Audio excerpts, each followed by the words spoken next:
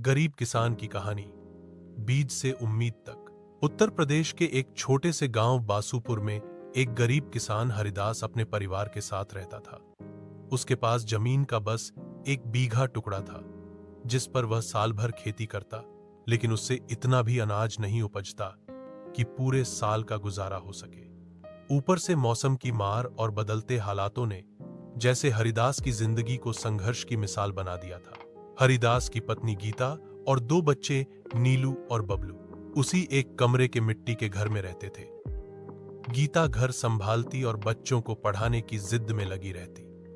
उसका मानना था कि खेत में मेहनत करने से बेहतर है कि बच्चे पढ़ लिख जाएं ताकि उनकी जिंदगी थोड़ी आसान हो जाए। संघर्ष की शुरुआत हरिदास सुबह 5 बजे उठकर खेत की ओर चल देता था। अपने पुराने हल और एक बूढ़े बैल के सहारे वह जमीन जोतता।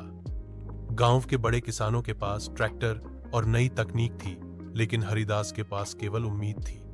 बारिश ना होने की वजह से उस साल उसकी फसल बर्बाद हो गई। उधार लेकर उसने बीज डाले थे, लेकिन फसल नहीं हुई तो कर्ज चुकाना मुश्किल हो गया। सूदखोर बनवारी लाल ने उसे धमकाना शुरू कर दिया, अगर 2 हफ्ते में पैसे नहीं लौटाए तो जमीन पर कब्जा कर लूंगा। हरिदास परेशान हो गया। अब न तो खेत में कुछ बचा था, न घर में अनाज। गीता ने सुझाया, क्यों न शहर जाकर कुछ काम कर लो, कुछ महीनों की मजदूरी से कर्ज उतर जाएगा।